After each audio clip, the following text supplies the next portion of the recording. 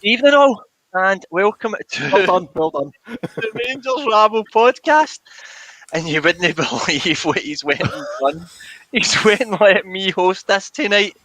Unbelievable. So welcome to everybody on all our networks. We're on YouTube and we're on Twitter and we're everywhere. So tonight I'm joined by Alan. Alan, how we doing, mate? I'm good, mate. You? I'm good. I'm glad that went smooth there. I think it did anyway. Bryan, how are we? Very well, very well. Thank you. Can we be good? Aye, very good, mate. Looking forward to this. Superb. So it's my first time hosting because the big man, the Führer, the boss, had his weekly shower there and he's away for a haircut. So I think he lives in like Hamilton or something like that. So there's a vet somewhere in Hamilton that's busy and who's shearing that big napper it is.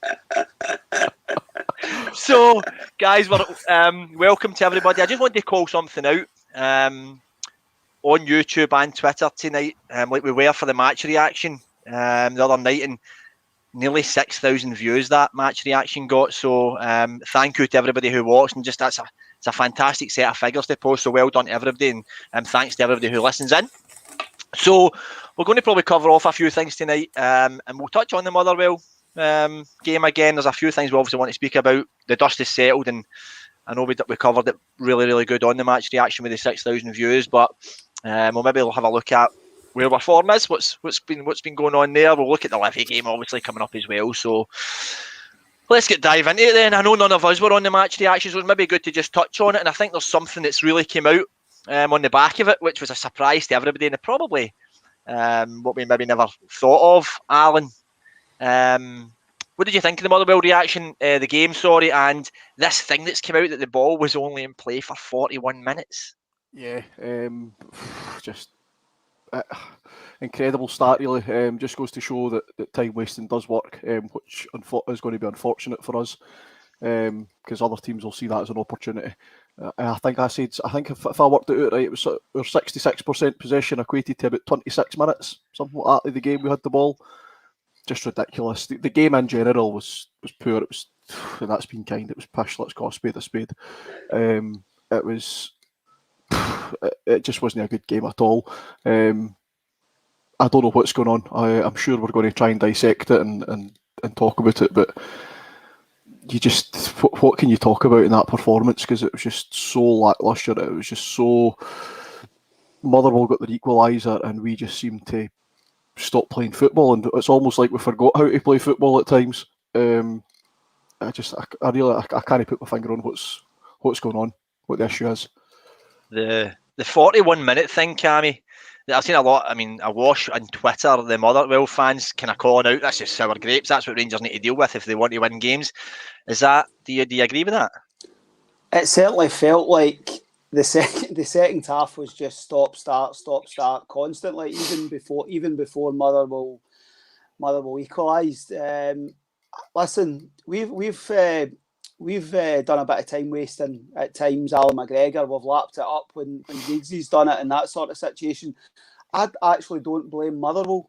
I blame the match officials for not jumping on it, not getting the cards out quicker, not speaking to the Motherwell captain and saying, you need to get your boys moving.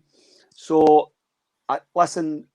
Rangers didn't play well enough in the second half to win the game. I would rather focus on that than the stop-start, winning fouls, what have you. I thought we were very naive. I thought we didn't help the situation by some of the fouls that we actually gave away, to be honest with you. When you see figures like that, it's just depressing, to be honest with you. That's what you actually pay. You pay £600 a season for that. It's not just the Motherwell and them playing the game. It's the standard of officials. You knew that guy wasn't up to it, so he just basically showed how poor an official he actually is. Bryan, Thomas H's comment I thought was pretty good there. What chance have we got with a sponsorship deal if that's what's happening? What had come out the wash after it as well, that actually the St Johnstone game we played had lesser game time than the Motherwell game. Is this something we're just going to need to deal with? It seems to be a pattern now, yes. And I've seen Sloths move quicker than some of the Motherwell players on Saturday. I mean, trotting over to take throw-ins. I mean, before they even scored, they were time wasting. It was just constant, and you're just thinking, well, officials got to deal with this. But as you said, he just wasn't up to it, and he just let them get away with murder. Basically, I mean, he took a card out eventually, but the game was so far gone. But yeah, it seems to be a pattern now, and unfortunately, we're going to have to try and we have to deal with it somehow. But how we go about it is, I don't know. But I mean, I thought the first half on Saturday we actually looked as good as we've played. It was pretty decent, some of the stuff in the first half. But as the boys were saying, as soon as that goal went in the equaliser, it was just like the belief went, and I don't know. They just didn't know what to do. And it was quite alarming, to be quite honest. I think we don't want to make this overly negative. We are still top of the league, but I think we'll touch on the positives in a bit. But the goal, somebody talked to me about the goal. Cammy, what about the goal? I put on Twitter, I think all 4 defenders had a part to play in this. What's your thoughts on that? I couldn't agree more. I think obviously Simpson's taking the bulk of the stick for it, but if you actually look at it, Tav could have done better, Golson could have done better, Simpson could have done better, and then Borna coming in could have done better. So I think defensively we haven't been on it at all this season. I think there's reasons behind that with regard to injuries, COVID, all that sort of constant changing. But it shouldn't really matter. You basically do, if Tav does his job, it doesn't actually get to the situation where the boy scores. So it's individuals need to take responsibility and start doing their own jobs. And we just need to get back to basics with defending. There was the long through ball, or the punt, or whatever you want to call it, in the first half. My goodness, it was like you could have drove 2 buses through the pair of them in the centre. Simpson's positional sense is absolutely abysmal. He makes Rob Kiernan look like a Ballon d'Or contender at times. We just need to start defending better. The goal that Motherwell got, you could see it coming. You're 1-0 up. You're completely dominant. I've seen this movie before, saying to the boys round about us, we need to get a second goal here. That first performance was the best of the season so far, but it doesn't mean anything if you don't go on and finish the game. And that's the crux of it. The Motherwell goal, we should have been 3 or 4-0 up by the time by the time they even got that chance. Yeah. Is it not quite alarming though that we don't even get to play the same back four all the time? That's something that really bugs me. Of all the defence, the midfield, of the strikers, the defence needs to be as much as possible the same personnel as much as possible. I don't like this chopping and changing, and I mean, let's be honest, the defenders when they play, they're not exactly running around and working a sweat up like the midfielders and the strikers are they? Alan, CGM, good evening, sir. And CGM's a follower of us, and we always have a good bit of chat with him. Are we just here to slag Simpson? I wanted to touch on Jack Simpson because he's come in for a hell of a lot of stick over the last couple of days, Alan. Is it justified? What do you think of Simpson? I mean, I've seen a lot of people say we should have kept Edmondson and get rid of Simpson. What do you think? Sorry, Alan, we can't hear you. We've lost you. Bryan, you want to take that one up? Yeah, I mean, I just think Simpson's not had a lot of game time. And at times he's been chucked in when we didn't expect him to be chucked in. And he's obviously just lacking a bit of confidence. He's a young lad. It's just, it's not easy for the guy, he's a young kid. Yeah. Cammy, what do you think? Coil75, they're saying he needs a run of games. Can we afford to give someone a run of games who could potentially cost you points? I don't think he'll ever get a run of games, but I think he may play again tomorrow night, as we were talking about just prior to going live. I think CGM's a brilliant contributor, but I don't think that we are directly slating him in isolation. I think as yourself and I agreed, they were all culpable. I don't think the back five played well on Sunday. I don't think McGregor was at it, although you couldn't blame him for the goal. There was incidents during the game where I don't think he was at it. Simpson's always going to be highlighted because I think the difficulty with him is he came in last season when the league was won.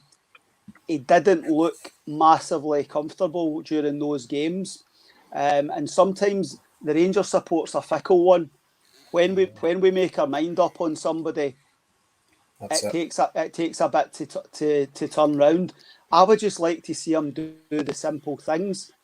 You know, it's like pass the ball 5 yards to Golson, pass the ball 5 yards to Barisic, track a runner when he comes through, head the ball out.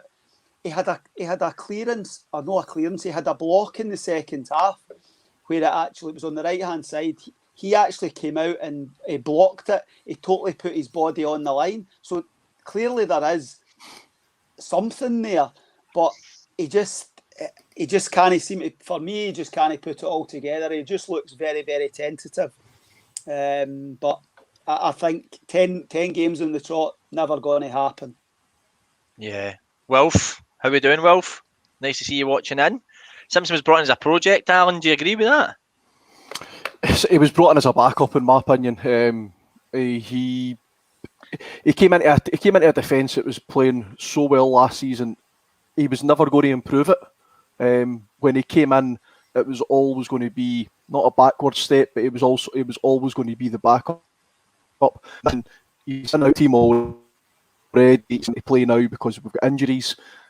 So when it's no going right, he's going to be the one that stands out simply because we know Barisic, Goldson, Tavernier, and whoever's next to Goldson worked so well last season. So the natural thing to do is say Simpson's the reason it's not working. But let's be honest here. We could pick out any one Rangers players, not just against Motherwell, but since the start of the season, we've not been firing on all cylinders.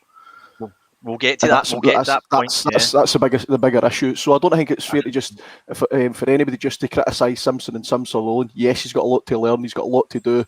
He's never going to get a run in the team, as Cammy said. He could do the basics a bit better and help himself out. But it was always going to get singled out because of how good the defence was last season. He's a victim of the success that he came into.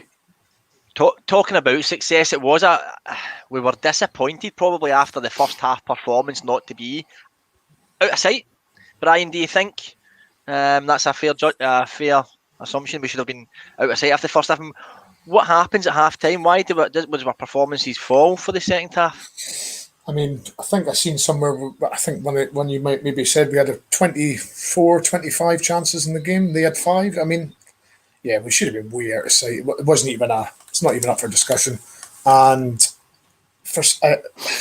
we used to start really well in the second half, the last few seasons. And for some reason this year, it's just, we come out just so sloppy and so sluggish. I don't know what it is. I really don't know. I really don't.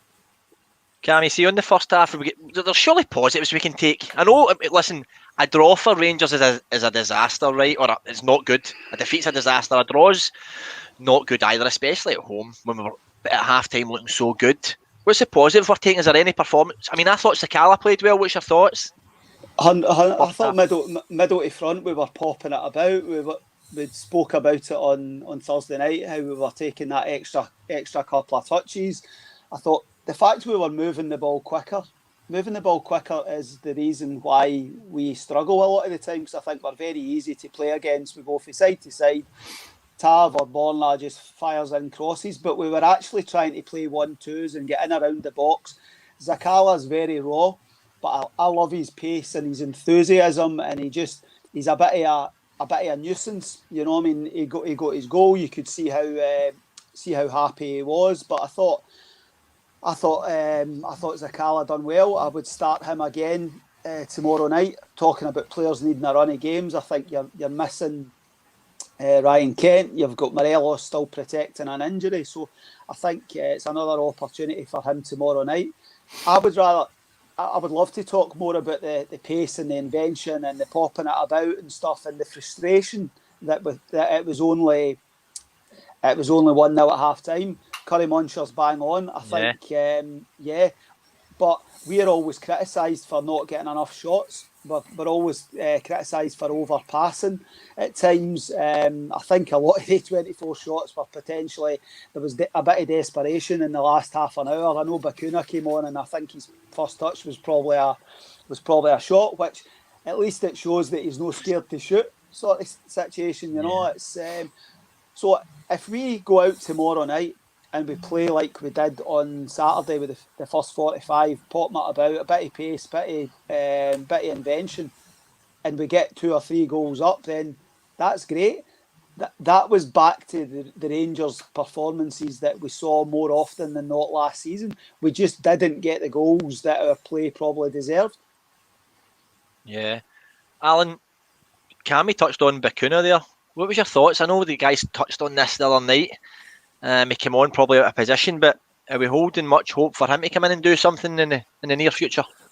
Yeah, let's give him a chance. Let's not judge him against Motherwell in what was no an easy game, we'll say. I think he'll probably start tomorrow night, which I know we're going to come to as well, so I'm not going to add too much, but I think he'll get a run in the team because we know we've got other players missing.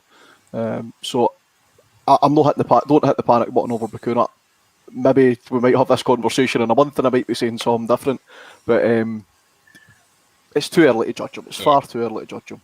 Alan, that was a perfect wee point to take me here right into the next thing about talking about panic buttons, because Gary Mack's presser today, that's exactly what he said. So you've obviously been listening to that. So we're top of the league. What are we? Clear of our nearest rivals, 4 points. All right, we're off more and it should be more. Top of the league at this point after 6 games. Gary McAllister saying, don't, there's nothing to panic about here. Don't press the panic button. Bryan, Cammy, I seen you were going to say something there, so I'll let you touch on that. But do you think we are overreacting to the start of the season, or our performances haven't been good enough, but we're still top of the league? Undoubtedly, performances haven't been good enough, but I think what you just said, that would actually be a worry for the rest of the league. The fact that we haven't kicked our own backside so far this season. We set such a huge bar last season, going unbeaten and clean sheet records and all that sort of stuff. You know, I hope now that the flag's been unfurled, and we'll just gloss over that one, and we can move forward and concentrate on retaining the league title and the £40 million that awaits for the Champions League next season. That has to be 100% the focus now moving forward. Cammy, I'm going to put you on the spot because I know you want to gloss over this, but just your opinion, are we making too much of a big deal of this flag thing? If we'd won 4 or 5-0, I don't think anybody would have. It would have been maybe mentioned. I'm slightly older than most of the guys on the pod, so I remember my first unfurling of the flag in 1986-87 when Terry Butcher came out with David Holmes' wife and they unfurled the flag. So that's the way that I remember it over the course of the bulk of the time. I know there's been situations where we've had fireworks and all that sort of stuff. Personally, I thought that would have been totally inappropriate for the 6th game of the season. I think we would have looked a complete joke if we had then went on and drawn the match. I just think I think people were expecting a wee bit more. Potentially the trophy, you know, one of the players not involved walking around the park with the trophy or something like that, low key. I'm not saying fireworks and disco lights and all that sort of stuff. But sorry, I had to get the disco lights in. You couldn't help yourself. Do you know what I mean? At the end of the day, it's potentially the trophy on display. I think that would have been the only thing I would have maybe seen differently. But you're not going to get pre-match entertainment and girls dancing in the middle of the park and all that sort of stuff. That just wasn't going to happen at all. Yeah. Bryan, just to go back on our season so far and our performances overall, what's your thoughts? Are you a bit downhearted by it, or are you kind of more positive outlook with it being top of the league and stuff? No, I think if we were all offered to be 4 points ahead of that mob after 6 games, I think we would have grabbed that. Obviously we're not playing as well as last season, but last season was a freak season. You know, it's be very difficult to repeat anything like that again. And it was actually, in some respects, the Dundee United result was kind of nice to get that out of the way and sort of like, we've lost a game finally, so get that out of the way, But no, I just feel that we're just getting hampered with injuries. We're getting hampered with the selections, and it's just, yeah, nothing's settled like it was last year. Yeah, but I understand, right? Last year was an unbelievable season, but do you still think Alan, you can answer this one. Do you still think it's acceptable, some of the performances? I think we're measuring this team against last season, and whilst it's the same team with the exception of one or two additions, a bit of time's passed. They've had their summer off, most of them, so they're coming back. Other teams have done different things. We've got the target on our backs, so we're going to find games harder. So I would try not to judge this season based on last season. Yes, it's disappointing. The Malmo fixtures were disappointing. The performances against Alashkert were disappointing. We didn't want to lose at Tannadice. We didn't want to drop points to Motherwell. Probably other than the Celtic game is the one game we've all been really happy after it. But I think that just to go back to the sort of to tie in with the Flag Day as well, Flag Day's always been the first game of the season, and we all thought the club made the right decision to move Flag Day to when more people could see it, and that was fantastic. But I said in a podcast, and I said it in a blog a while ago, if we don't, and I mean this is the supporters in the club as well, put the 55 gear in a box and put it away, we'll always have the memories. But see, if we don't forget 55 and concentrate on 56, we are going to sleepwalk through this season. We're going to sleepwalk through this season, and we're going to get punished for it at some point, no matter how bad we're going to get punished. So let's put the 55 stuff away. That made me quite glad that the Flag Day was quite a low-key affair, because it was okay, here's the flag for winning the championship last season. Now let's move on. Let's go on with it. So I think in general, plus with the performances not being great, for me, I was glad it was a low-key affair. Put it all away, put it in the bin, and move on with this season, and let's concentrate on 56. Totally agree. Absolutely. That's a cracking point, Alan. Just want to bring something up, folks, just so we can see. We've got Andy Scott joining us from sunny Spain. Andy, I want to say hi. Thanks for joining, but you're making me jealous that you're in Spain. We will touch on tomorrow night's performance next. But I just wanted to just call out, folks. Thanks for everybody for watching. Martin's been keening with calling this one out. We are 150 subscribers away from 3,000 on YouTube, folks. So to subscribe on YouTube, as we most of us know, it doesn't cost a penny. Just get onto our page and hit that subscribe button. We're also on Patreon for anyone that doesn't know. £2 a month.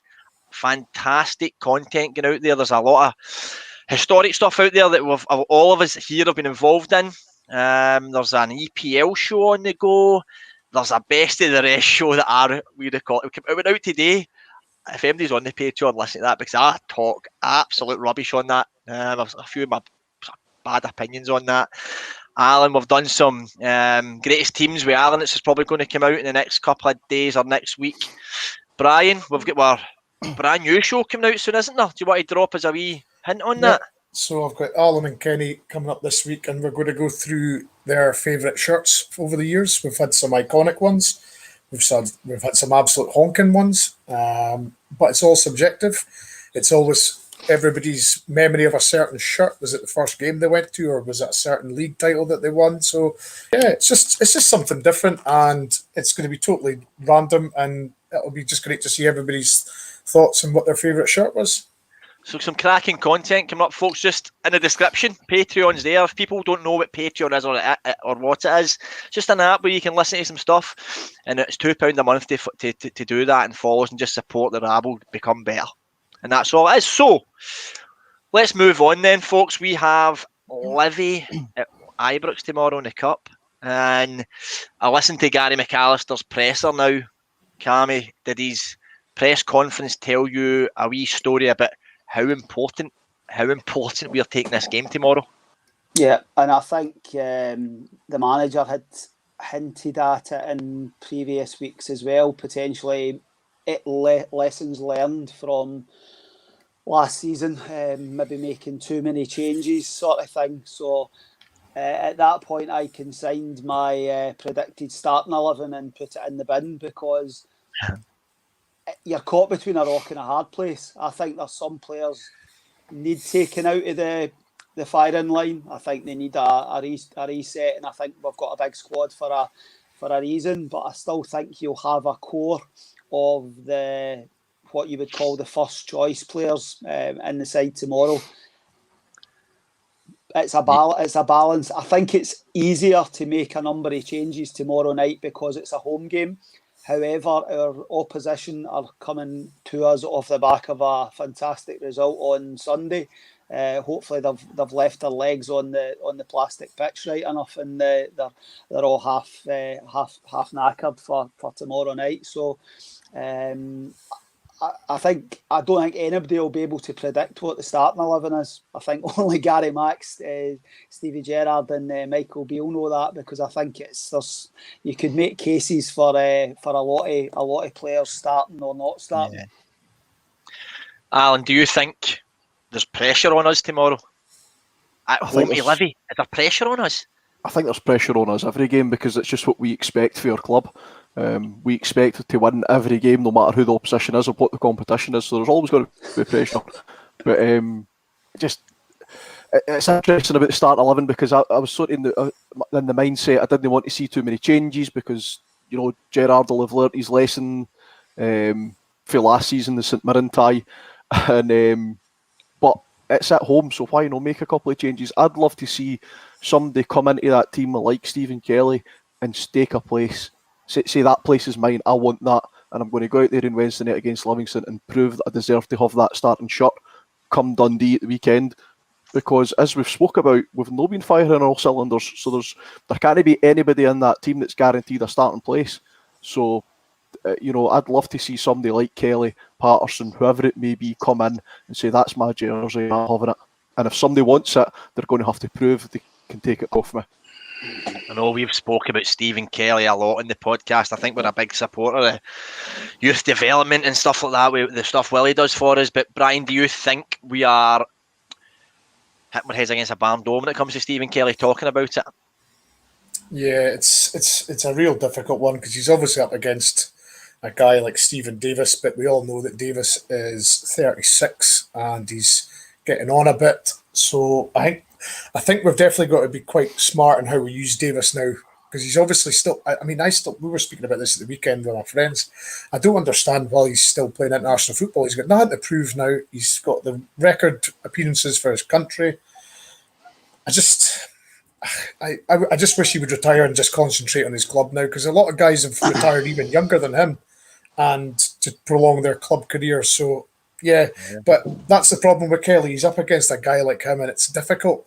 It's difficult for a youngster to try and go in there and take a jersey off a guy like him.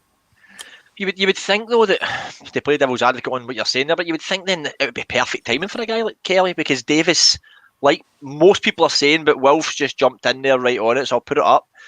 Davis needs rested. What age is Davis? 36, 37? Mm-hmm.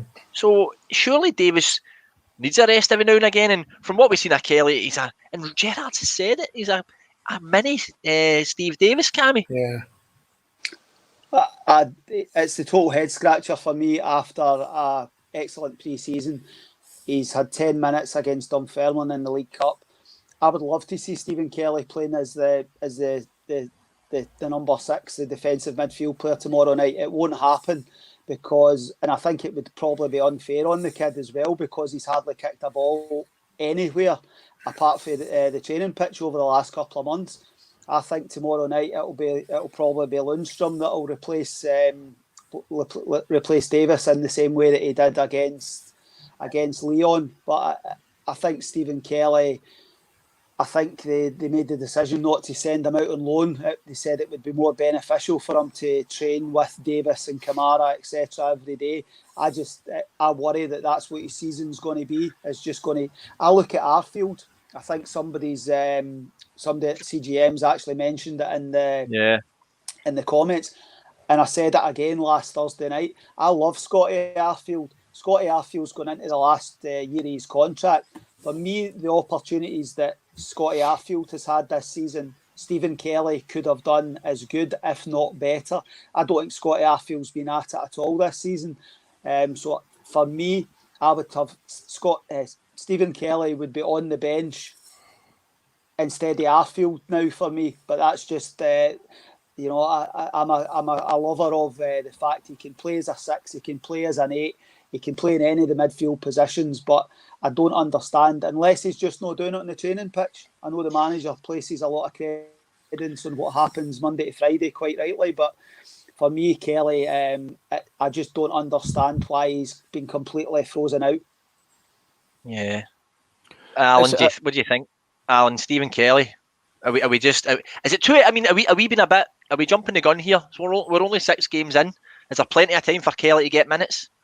I think there's plenty of time, but as Cammy said, the comments from the gaffer were interesting, that he would rather, instead of playing football, was training with Davis and Kamara. Does that mean Gerrard doesn't see him playing football this season? And he's quite happy just to have him turn up to training? I can't see that being the case, but it's certainly the impression he gave with his comments. There's plenty of time left in the season. We don't know what's going to happen. There may be COVID issues, injuries, suspensions. So Kelly might get his chance based on those circumstances. But I would rather Kelly got his chance. I would rather Kelly got his chance when we had all our midfielders available and Gerrard was trusting him to play him, and not just because it was the only option we had. So I don't have to go back to your question. Sorry, I went off on a tangent there. I don't think we should be worrying about it much yet. But as Cammy was mentioned there about Kelly, you could ask the same question about young Robbie McCrory, who had 2 fantastic games for the first team, big games. You know, do you give him a chance tomorrow night in another first team game instead of playing McLaughlin? I personally, I'd play McCrory. I think he's earned the right to have a chance in the first team. That's it. Let's jump on that. What Alan's saying then, Brian. We've got three cracking goalkeepers. We're expecting this is McGregor's last year. What do we do? Okay, let me jump in. Is either McLaughlin or McCrory going to be good enough to replace McGregor? Well, I don't think you can compare any of the 2 of them to McGregor, because McGregor's just a freak of nature.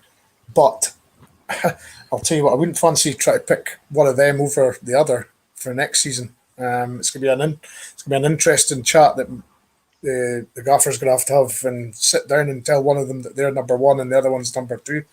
I don't fancy that. I wouldn't fancy that in the slightest. I mean, as Alan was just saying, I mean, when McCrory's name was mentioned in the Old Firm and the European tie, we were just thinking of nightmare. But to be fair to him, he 2 clean sheets. He played really well.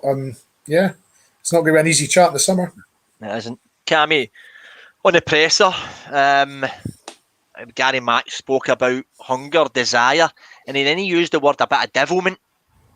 Does that point to Morelos starting tomorrow? Depends how fit he is, to be honest with you. I don't see. I would say like say Hagi's got a bit of devilment about him. Yeah. You know, so that was my take from that. That Hagi obviously returned only in the last few days from his isolation. Hagi's in my starting 11 for tomorrow night, playing as one of the 3 in the middle of the park, because I think from that position, I think he can cause chaos, sort of thing. You know, I know he's played a lot of his football further forward, but that's what I took for that, Jamie.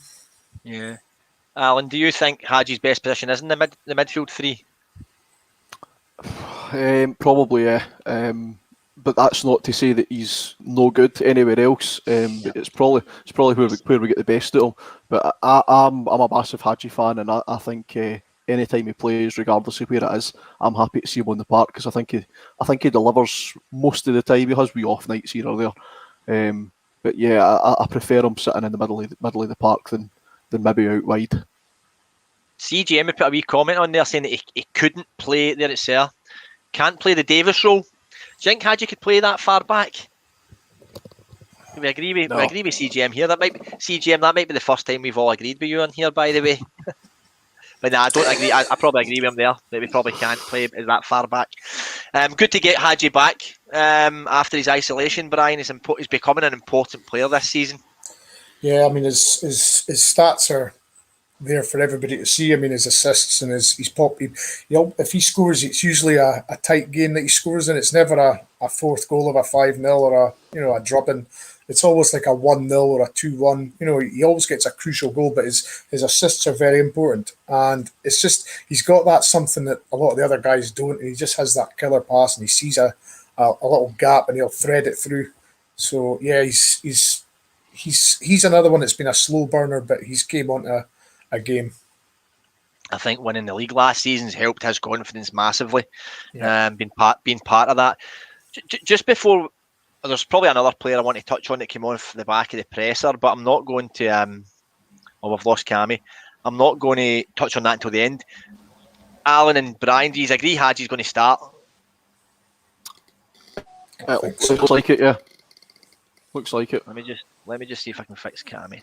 With two Cammy, Cammies you for can a hear minute. us, yeah? I can hear you fine, guys. There you go. That's fine, Cammy. We've seen you twice there. You're back. All good. All good. Cammy, Hadji starts tomorrow, doesn't he? 100%.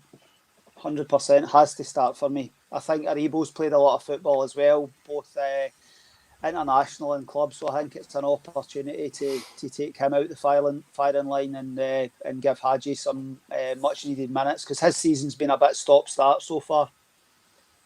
Yeah. Alan, who else are we seeing if we're thinking about who starts tomorrow off the back of the Motherwell game? Are we going for are we trying to get some continuity here, or are we going to switch up? I think the back four will be pretty similar. We might see Patterson for Tav. But yeah, somebody just mentioned there about playing with the two attacking midfielders. Absolutely. Sakal will start because I think he needs a run in the team.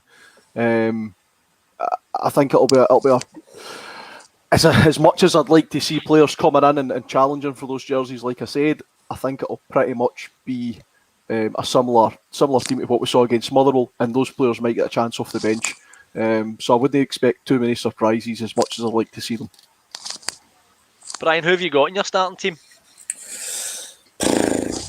Honestly, it's probably going to be something like Lundstrom, Hadji, and I want to say Bakuna, but it'll probably be Aribo. I want to say Bakuna, but I don't think he'll start. I really want him to start, but I don't think he will. Bakuna, yeah. Will's asking a question here, Cammy. What do you think? He's in my starting 11. I would change both fullbacks. As much, and this goes against what I want continuity, but I think it's a game. You're caught between that rock and a hard place. Yeah. Nathan Patterson has to start tomorrow night. If we don't start giving Patterson minutes, somebody's going to come back in January and try to sign him. And these are the games that we have to get. We have to get Patterson involved. Patterson and Bassey's my two fullbacks. Golson and Richard Goff at centre half. Did you see Richard Goff and the crowd at the game at the weekend? Honest to goodness, he looked still looking good. Oh my goodness, he could have probably went on that park with his suit on and still defended like he did 10, 15 years ago. Oh, unbelievable. Bakuna, Lundstrom and Hadji's my three in the middle of the park, and Roof, Sakala and Scott Wright, same front three.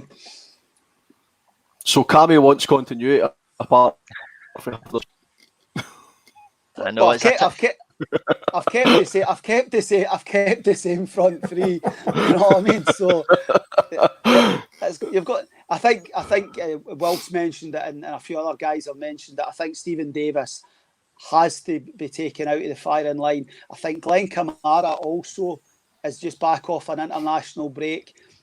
This is the whole point of guys like Lundstrom and Arfield. If you're going to play these guys before Stephen Kelly, they have to be involved tomorrow night, in my opinion. In my ideal situation, Stephen Kelly is the number 6 tomorrow night and two players play alongside him. But that isn't what's going to happen. We have to look at what's in front of us and say, right, Stephen Davis isn't going to play. Who's going to play as the number 6? And it has to be really Lundstrom for me on the basis of that's what happened last Thursday night. Bryan, what do you think? Even if we can touch back on the previous. Can I just answer CGM there? Haggarty can play as on the left-hand side because he played on the left-hand side against Livingston on the first day of the season, or he certainly has done it so far this season as that number 8 playing on the left-hand side of the three. So that's Bakuna on the right, Lundstrom in the middle, Haggarty on the left of the middle three. Bryan, Alan, one of the guys there touched on, or Cammy was, touching on playing Bassey and Patterson. Are we doing that because, and I'm going to watch what I'm saying here because I know a lot of people will probably disagree with it, Tav and Barisic haven't hit the heights of last season?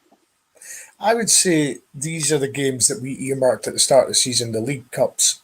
These were the games that we earmarked for young Patterson and possibly Bassey to start. So it's not going to be any total surprise that either one of them or both of them start tomorrow. Because I think, I was certainly one of them that said that, the League Cup games is the games where we should be, the earlier games of the League Cup, we should be looking to play our fringe guys and, getting minutes into their legs. Because at the end of the day, if there's injuries, suspensions or COVID, we need those guys to step up and play. And if there's no use in not playing these guys when you can get a game like Livingston at home, get minutes into their legs and at least get them up to match speed. Because you don't want them coming in, say if there's a COVID or there's an injury tomorrow, they've got to go away to Dundee and, they've hardly played minutes, but, they've got to play. So you don't want that situation. Alan, starting 11, does Jack Simpson keep his place? I think he will. I think I'll be having Goldson playing at centre back again. Balogun will definitely play against Dundee. If he's available, he will play against Dundee. So will he play again at home against Livingston? I'd like to think Simpson's going to be good enough to play beside Goldson and against Livingston in the Cup and put them out. And it was interesting because Bryan just touched about it in the comments. Somebody was saying Patterson and Bassey in the Cup games. I don't think it's fair in the lads to make them that promise, or any lads, and as Bryan says, we can play them in the earlier rounds because it's not fair to say to them, you're going to play the League Cup and then we get to the final and we're playing Celtic and everybody wants to see Barisic and Tav. But absolutely, this is the opportunity to get these guys minutes in their legs because they could come in at any minute for anybody because injuries are unpredictable, but COVID's made it 10 times worse. Just look at Goldson. Just disappeared. And, nobody knew why until 5 minutes before the game was kicking off. So it's such a variant that's making these sort of things more difficult. So these guys need to be playing football. Alan, I want to just touch on this because this is a name that keeps getting mentioned as well. Now, this young guy has got a bright future ahead of him, and I know you have watched a lot of the B team games this season. Is Leon King really ready to come in to replace someone like Jack Simpson who has had a lot of scrutiny? Is that the right thing to do for a guy who's 17, 18 maybe? Yeah, if Leon King was involved in the first team this season, he would be a fringe player and nothing more. He's doing well for himself. He's doing really well. And by the way, a lot of people might think he should be involved tomorrow night. I hate to burst your bubble, but he went off injured last week against Ayr United in the Cup, so he might not be available. His centre-back partner, McClelland, he was involved in the first team. I can't remember what game it was. He was on the bench. Last Thursday he was on the bench. He might come in before Leon King does, but I wouldn't say either of these guys are ready for a sustained run in the first team. I'm happy where they are because they're doing well. They're doing really well. It'll build their confidence. It'll give them good experience.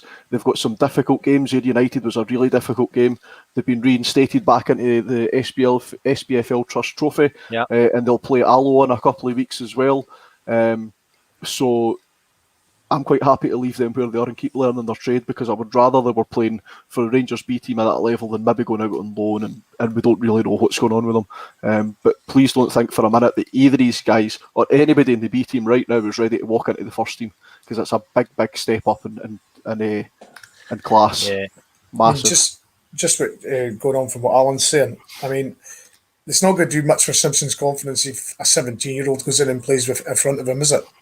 Yeah. I mean, that's the last thing you're not wanting to. I mean, Simpson's fragile as enough it is. He's getting pillared. He's getting battered from pillar to post. The last thing you want to do is a young kid to come in and take his place, and that's not going to do him any good. Yeah.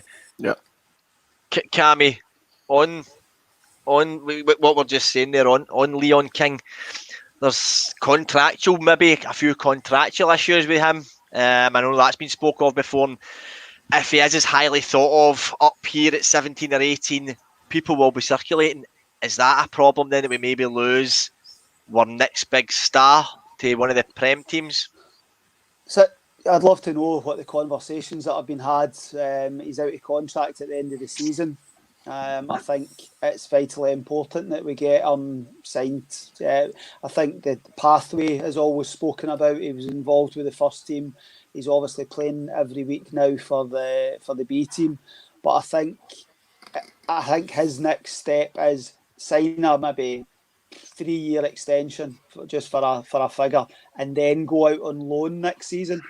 Go to a Dunfermline or a Wraith Rovers or a team of that because I think Alan hits the nail on the head. I think he's a couple of years away from our first team at the moment. I think he needs to play more men's football. I think somebody mentioned in the comments about Danny Wilson.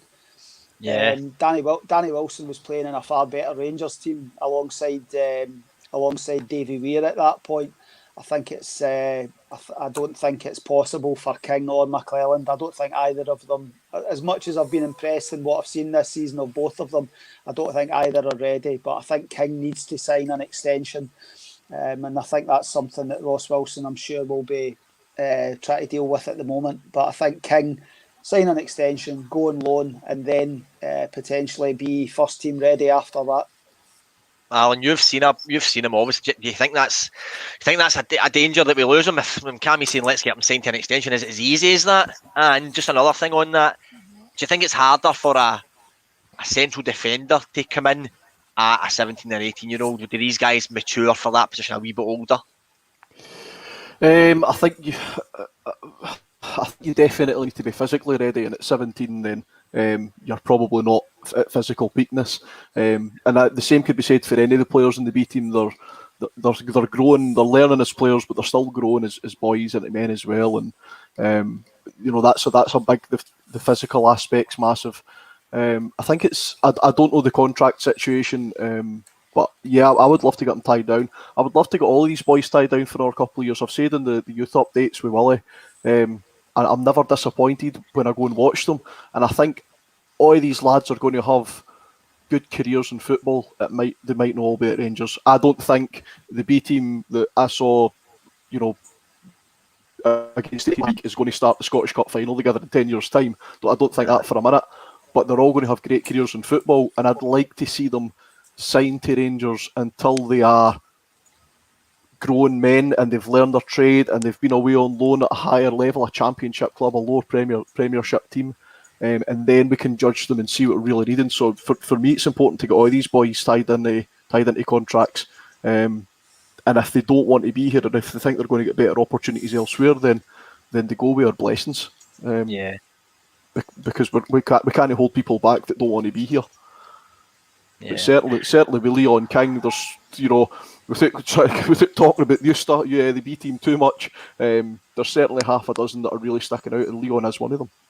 That's good. RFC 56, thanks for the comments. And you know what, folks, this is what this is about. Fan media discussing different opinions, and some of them are shocking. That's why Martin's not on tonight, because some of his opinions are really bad, really bad. So we'll hopefully keep it more level-headed going forward. The RFC, that's really, really good. Okay, there's one name I want to mention. I know I'm going to take it to you, Bryan, first, because I've heard Cammy go on about this a few times, but Gary Mack mentioned it in his presser again today. Ryan Jack, did you listen to the presser, and what is your take on that? It's like the never-ending story. It really is. I mean, he's such an important player, and we're all desperate for him to come back, but I don't know. I just really don't know when this is going to resolve itself. I mean, they said they found the issue. He went to a surgeon, dealt with it. But I mean, I don't know. I don't know. I'm really despairing about this time. Well, you're despairing. What sort of injury was it? I mean, we don't even know that. Right, Cammy, take a breath. Right, Brian's despairing. Cammy, how are you feeling about it after today's press conference? I'm not surprised. I think a lot of people a couple of weeks ago got excited when he was named in the UEFA list. The manager clarified that by saying that the Scottish players and those developed in Scotland are pretty much a free pass. The concerning thing for me is the fact that he's not back in full training. He got his surgery, I think, at the back of the start of May, I think it was. And I think they were talking about a 12-week recovery time. And it's just, I think there's obviously been setbacks, because I think the manager a couple of times has said that he's doing well, he's had a good week. But the manager doesn't really tell you very much. He says something, but doesn't really tell you the full story on occasion.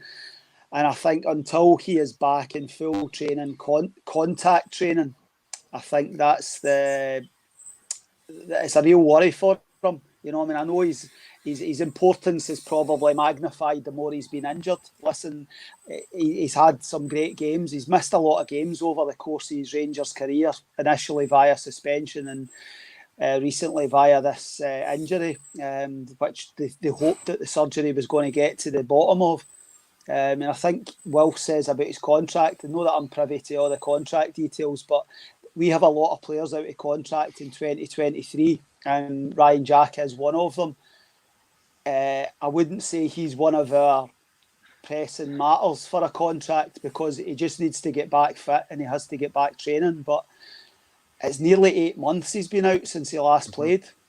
And that's and it's not been negative against Ryan Jack when people get involved in conversation about it. We can't place too much importance on Ryan Jack to come back in after 8 months out, potentially 9 months out, before he's went through a blocky training with the first team. That's a big ask. We've just sent Nico Katic out on loan, who's been out for a season with an ACL injury. So we've just lost him. He's away again. He's away. Alan, I want you to take on, because it's for very own. Well, I'm assuming this is Jamie, our very own tactical wizard, Jamie Curry, saying Ryan Jack is important. Ryan Jack's a Rangers fan. We all want it to work, and when he's played in some of the big games, he's been really, really good. One of our top performers. Do we try and move him on? Is it? By the way, Twitter has been flooded with people saying get rid. Is that a bit unfair? I like Ryan Jack. I think he's an important player. He's one of the players when he plays and plays well, everything seems to tick for us. But eventually we're going to have to look to the future. If he's not going to get back to full fitness, I think we'll say his contract's up in the summer. Is it worth giving him another contract? Is it worth giving him another contract if he's going to be injury prone, especially going into the later stages of his career? I would rather be looking at the possible transfers and say who can we get to replace him. Oh, please don't mention Connor Goldson. I can't take it tonight. I can't take Connor Goldson tonight. No. I was just wanting to see Cammy's reaction to that going off. Yeah, I think of it.